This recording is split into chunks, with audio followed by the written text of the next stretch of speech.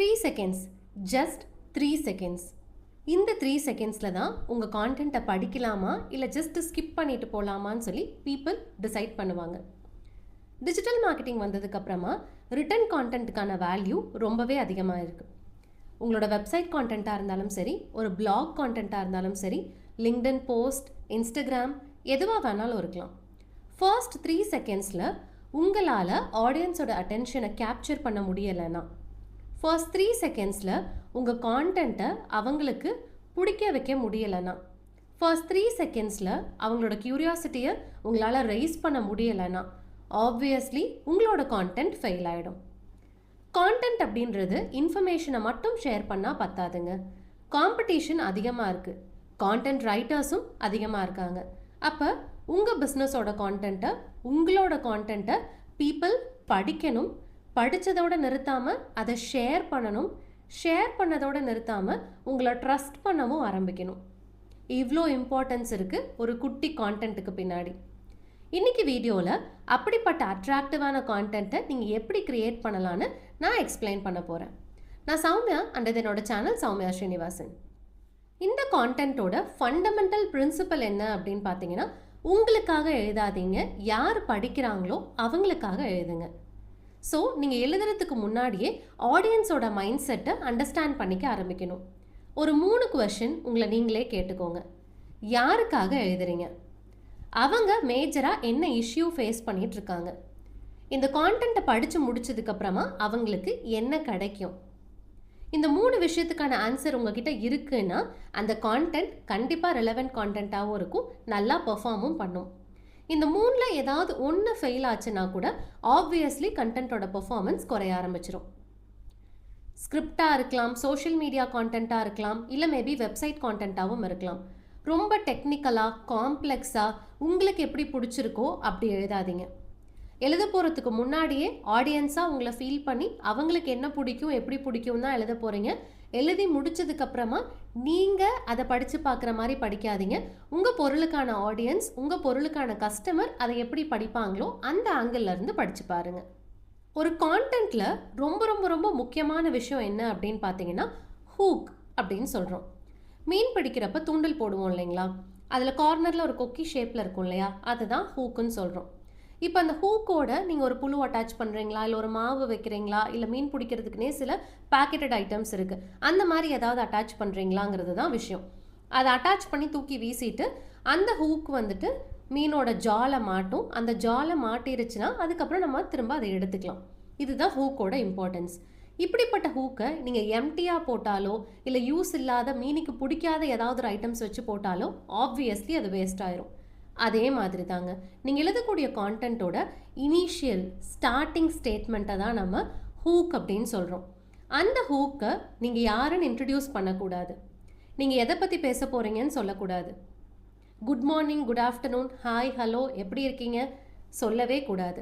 அப்போ அதில் என்ன சொல்லலாம் அப்படின்னு பார்த்தீங்கன்னா, உங்கள் டார்கெட் கஸ்டமர் யாரோ அவங்க மனசில் இருக்கக்கூடிய மிகப்பெரிய கேள்வி என்னவோ அதை நீங்கள் எடுத்து வைக்கலாம். இப்போ நான் டிஜிட்டல் மார்க்கெட்டிங் ட்ரெயினராக ஒரு கான்டென்ட் எழுதுறேன் அப்படின்னா என்னோட ஹூக் எப்படி இருக்கலாம்? Are you an entrepreneur finding hard to market your business online? Is your Instagram strategy failing continuously?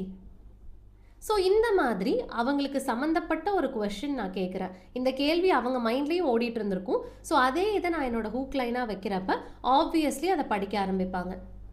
அப்படி இல்லைன்னா ஏதாவது ஒரு ஃபேக்ட் இல்லை ஏதாவது ஒரு சர்ப்ரைசிங் விஷயத்தை உங்களோட ஹூக்கில் வைக்கலாம். இது உங்களுக்கு தெரியுமா, இந்த விஷயம் இப்படி ஒன்று நடக்குதுன்னு உங்களுக்கு தெரியுமா, அந்த மாதிரி சர்ப்ரைசிங் விஷயத்தை நீங்கள் உங்களோட ஹூக்கில் வைக்கலாம்.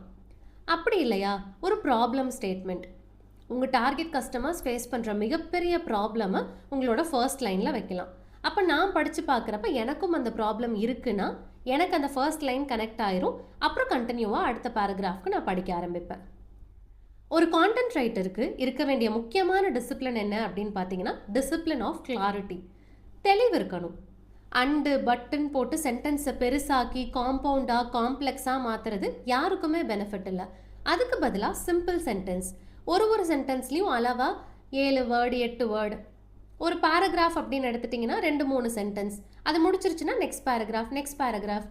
நீங்கள் அடுத்த பேராகிராஃப்க்கு போகிறப்ப ஒரு பேராகிராஃபில் கண்டிப்பாக நிறையா சென்டென்ஸ் இருக்கணுங்கிற அவசியம் கூட இல்லை.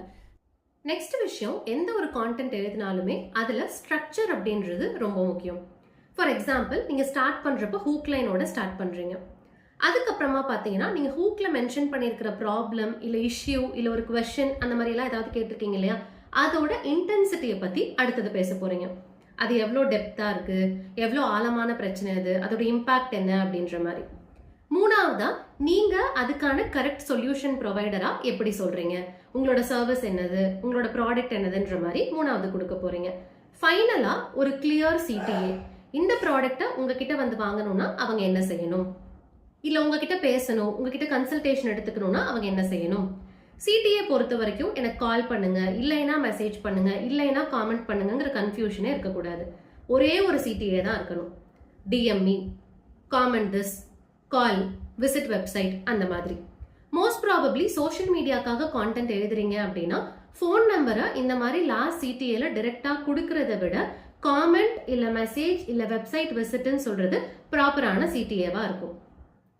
எழுதுறப்ப நீங்க மனசுல ரொம்ப ஸ்ட்ராங்கா யோசிக்க வேண்டிய விஷயம் என்ன அப்படின்னு பாத்தீங்கன்னா, இந்த கான்டென்ட் ஸ்பெசிபிக்கா இருக்கா இல்ல ஜஸ்ட் லைக் தட் வேகா ஜெனரிக்கா இருக்கான்றத மனசுல வச்சுட்டே எழுதுங்க. ஸ்பெசிபிக் அப்படின்றது என்னன்னா, ஒரு டார்கெட் ஆடியன்ஸ், அவங்களுக்கு இருக்கக்கூடிய ஒரு பர்டிகுலர் பிரச்சனை, அதுக்கு இருக்கக்கூடிய ஒரு பர்டிகுலர் டெப்த், அப்புறம் சொல்யூஷன், அப்புறம் சிடிஏ, எல்லாமே ஒரு விஷயத்தை பத்தி மட்டும்தான் அட்ரஸ் பண்றதா இருக்கணும். வேக் அப்படின்னா என்னன்னா, பொதுவா ஏதாவது ஒரு ஃபீல்டை பத்தி பேசுறது, பொதுவா ஏதாவது ஒரு டாபிக்கை பத்தி பேசுறது, ஏதாவது ஒரு கான்டென்ட்டை பத்தி பேசுறது. நம்ம என்ன மைண்ட் செட்ல அதை எழுதுறோம் அப்படின்னு பாத்தீங்கன்னா, எதுக்கு அதை சுருக்கணும், ப்ராடனா இருந்ததுன்னா யாரு வேணா ரீட் பண்ணிக்கலாம், யாருக்கு வேணா ரிலேட்டபிளா இருக்கும் அப்படிங்கிறதுனால. பட் அது தப்புங்க. மோஸ்ட் ப்ராபப்ளி அது யாருக்குமே ரிலேட் ஆகாம போறதுக்கு தான் வாய்ப்புகள் அதிகமா இருக்கு.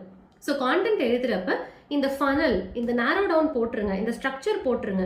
யாருக்கானது, எதுக்கானது, எப்படி யூஸ் பண்ண போறோங்கிறத நம்ம யூஸ் பண்ணிட்டோம் அப்படின்னா அந்த ஐடியாலஜி வச்சு நீங்க எழுதுற கான்டென்ட் ஸ்பெசிஃபிக்கா இருக்கும், வேகா இருக்காது. ஒரு சோஷியல் மீடியாவுக்குமே ரைட்டிங் ஸ்டைல் அப்படின்றது கண்டிப்பா மாறணும். இப்போ இன்ஸ்டாகிராம்க்கு நீங்க கான்டென்ட் எழுதுறீங்கன்னா ஜஸ்ட் ஒரு கொஸ்டின் ஸ்டேட்மெண்ட்டோட நீங்க ஸ்டார்ட் பண்ணலாம், ஹூக் லைன்ன்றது.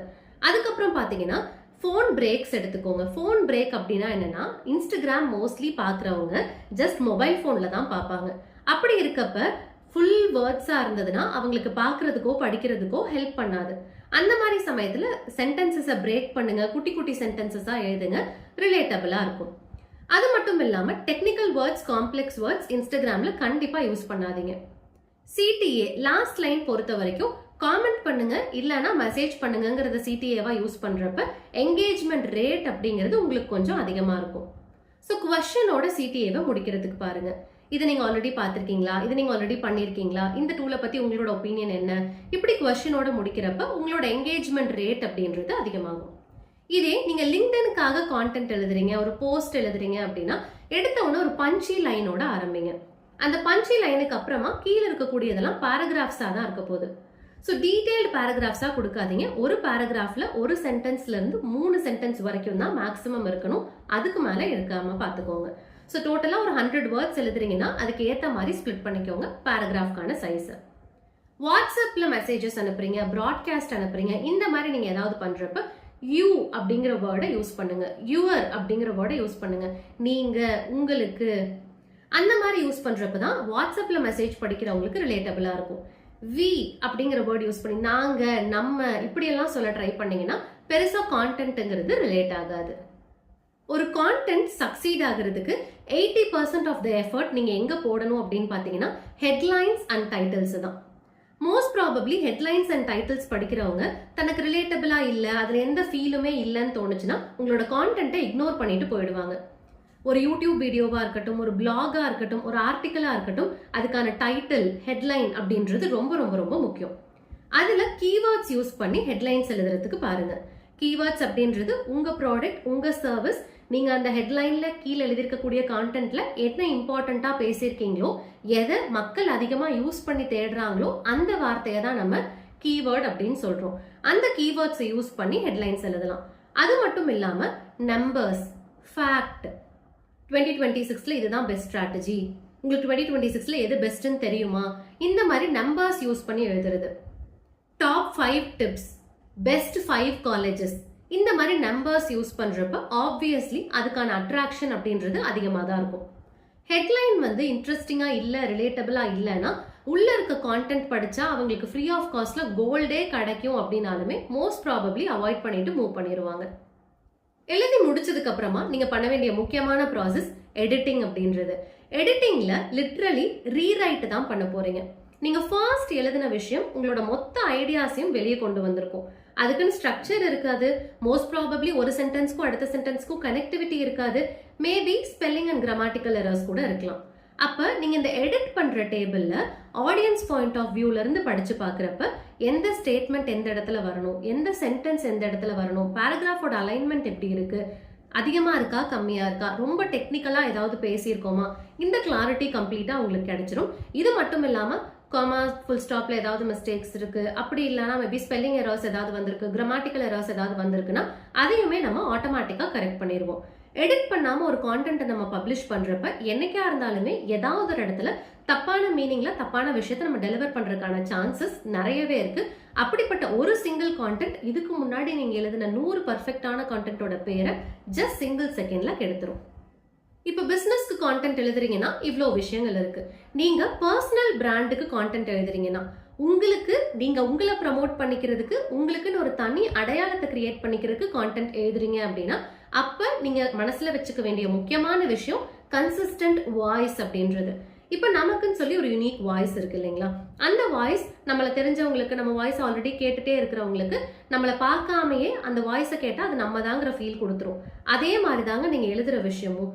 எழுதுற விஷயத்துக்குன்னு சில வாய்ஸ் இருக்கு. சிலர் ரொம்ப ப்ரொஃபஷனலா எழுதுவாங்க, சிலர் ரொம்ப எமோஷனலா எழுதுவாங்க, ஸ்டோரி டெல்லிங் இருக்கும், மோட்டிவேஷன் இருக்கும். அந்த மாதிரி ஒருத்தரோட ரைட்டிங் ஸ்டைல்ஸுக்கும் ஒரு வாய்ஸ் இருக்கு.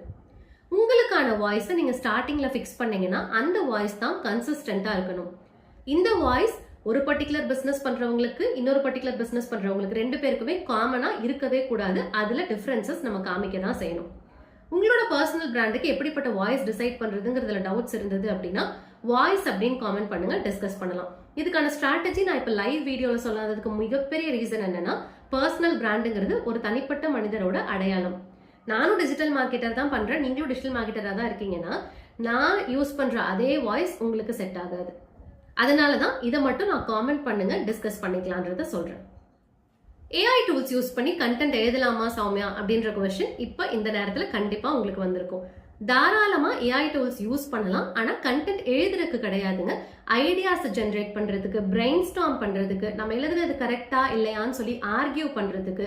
இப்ப நான் ஒரு கான்டென்ட் எழுதுறேன், நான் ஒரு ஃப்ரீலான்சரா இருக்கேன்னா என் கூட அதை டிசைட் பண்றதுக்கு, டிஸ்கஸ் பண்றதுக்கு ஆட்கள் யாரும் இருக்க மாட்டாங்க. அந்த மாதிரி சமயத்துல அந்த கான்டென்ட் நான் சாட் ஜிபிடிலயோ, ஜெமினாயிலயோ, இல்ல பெர்ப்ளெக்சிட்டிலயோ, கிளாட்லயோ போட்டு நான் வந்து பிரெயின் ஸ்டார்ம் பண்ணலாம். இது எப்படி இருக்கு, என்ன பாயிண்ட்ல இருக்கு, எப்படி யூஸ் ஆகுங்கிற மாதிரி பிரெயின் ஸ்டார்ம் பண்ணலாம்.